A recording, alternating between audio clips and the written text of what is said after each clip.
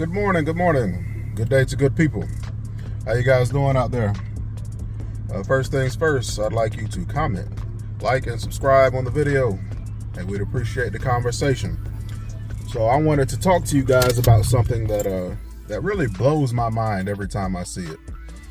And this graphic here shows you that approximately, or maybe exactly, about 58% of Americans have $1,000 or less in their savings account, or $1,000 or less that they have access to at any point is what I took it as. And I think it's something like 20 or so percent don't even have that. So and then it goes on, like you could elevate yourself another 15%, I guess, if you have anywhere between 1,001 and $5,000 in your savings account. Isn't that crazy? You know how you could be doing better financially, and I think this is according to Yahoo Financial. You could be doing better financially than over half the country by just holding on to $1,000. I think that is so crazy. Like, how do we get ourselves in a situation where 1 month's rent in our pocket makes us better financially than over half of the country? But I guess that makes sense when most people are making under $40,000 in the same country, $40,000 a year. So I guess that kind of makes sense, but it just blows my mind every time I see that, because I guess for a long time I was living like that myself, with less than $1,000 that I have saved, or the less than $1,000 that I'm holding on to at any given time. And I want to share with you that how dramatically my life changed once I started being able to hold on to any given $1,000 or save any amount of money, really. But $1,000 plus can really change how you how the flow of your life happens. Like I believe Dave Ramsey was once saying, once you have an emergency fund, then you stop having emergencies. And in large part, that's been true. That's been true in my life. Like, it used to be a time where if I had to go put a battery in the car or an alternator or something like that, it would like completely destroy my budget. And, we would take 2-3 weeks trying to come back from that. But if you already have it saved up, then it's not going to be an issue for you, is it? So similar situation that would have been catastrophic to my month years ago. And, we got the money saved and put away and stuff like that. We put away money every week, for the future.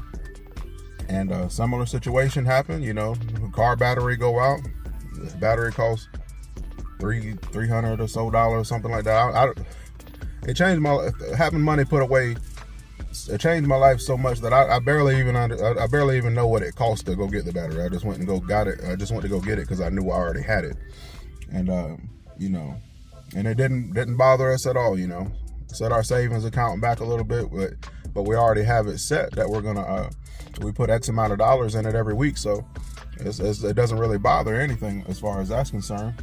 But when you have that money just sitting there, you can always pivot and you can move and do whatever you need to do to go ahead and use that in any situation, as far as emergencies are concerned. Or if it used to be the same thing, if I miss a week of work without pay, then it would just destroy my budget. But if we have that money sitting aside, then you're fine. And we wind up saving enough money that where we never even really touch our emergency fund anyway if something happens like that.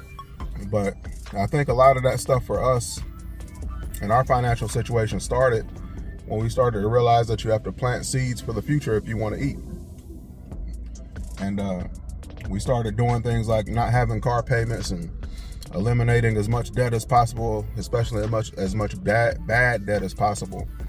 And I think we've been without a car payment for about 2-3 years. We're live in the hustle mobile right now, but this thing is still rocking, so I'm gonna still be in it for right now. And then I'll probably go buy another car cash and still not worry about it. But if you didn't have a car payment like we don't, then it's easier to put money away every week. You can just save up whatever you were gonna pay on a car payment and then go buy you a car whenever you're done with that. A lot of times, I think car payments now is like for an average one around like $500 or $600 a month. And in a situation where you're a 2-car household like me, some people have over $1,000 worth of car payments they got to pay every month. If you just put that away and buy a couple of beaters, or maybe not even beaters, just some $10,000 or less cars, then hey, you'll be in a much better financial situation than apparently over half of the country. That is crazy to me. And you know, we're working on being better off than about 75% of the country here soon. So, you know, we all gotta strive to do better financially, and we all gotta strive to just do some basic things, man. Just do some basic things like, you know, invest in your 401k if you have the opportunity. Put away a little bit of money, whatever it is, $5, $10, $15, $20. Get in the habit of saving money. I wish all those years ago, when my dad was trying to get me to save money.